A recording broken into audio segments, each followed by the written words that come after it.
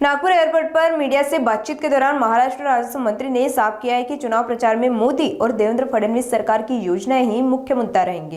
Party का दावा है कि योजनाओं का लाभ आखिरी व्यक्ति तक पहुंचा है, इसी आधार पर वोट मांगे जाएंगे। बावनकुले ने कहा कि विदर्भ में पार्टी को बड़ी सफलता मिलेगी, साथ ही कांग्रेस और कमजोर होगी। मुंबई में भी चुनाव विकास और देवेंद्र फडणवीस के नाम पर लड़ा जाएगा।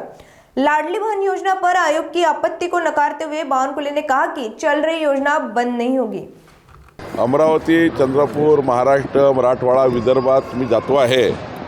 एकच मुद्दा आहे, मोदीच्या सरकारच्या, देवेंद्रजीच्या सरकारच्या ज्या एकूण योजना आहे, या ज्या महानगरपालिकेच्या माध्यमातून समाजाच्या शेवटच्या व्यक्ती पण जाणार आहे, या योजनांकरता मतं मिळणार आहेत।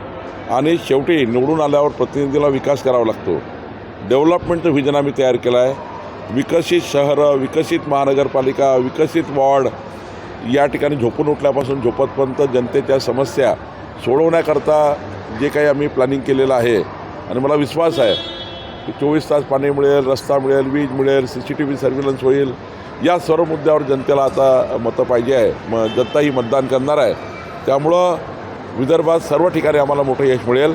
काँग्रेस किंचित होईल आणि मोठं यश आम्हाला मिळेल, कारण काँग्रेस ही केवळ चुकीच्या पद्धतीने वागतात आहे। लाडक्या बहिणीचे पैसे बंद करण्याचा विचार करत आहे, त्यामुळं लाडक्या बहिणीसुद्धा काँग्रेसला फटका देईल। अमरावतीमध्ये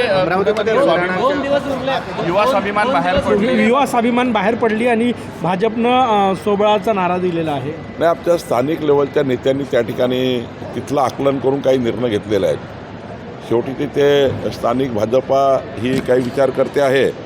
आधी नियुक्ती झाली, मग त्या ठिकाणी काही स्वाभिमानी जास्त उमेदवार लढवले, त्यामुळं युतीच्या बाहेर स्वाभिमान गेली, मग भाजपाने त्या ठिकाणी काही भूमिका घेतल्या, पण स्थानिक नेतृत्व मात्र त्या ठिकाणी काही वेगळा विचार करत आहे। मुंबईमध्ये ठाकरे बंधूंचं इमोशनल कार्ड चालेल की फडणवीसांचा विकास चालेल, यावर चर्चा सुरू झाली। देवेंद्र फडणवीस आणि डेव्हलपमेंटच चालेल।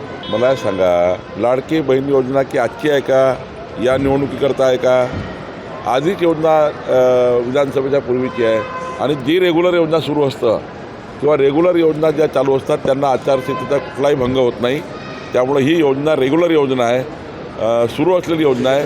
त्यामुळे मला असं वाटतं निवडणूक आयोगही सुरू असलेल्या योजनेला बंद करणार नाही। तुमच्या प्रचार सभा आज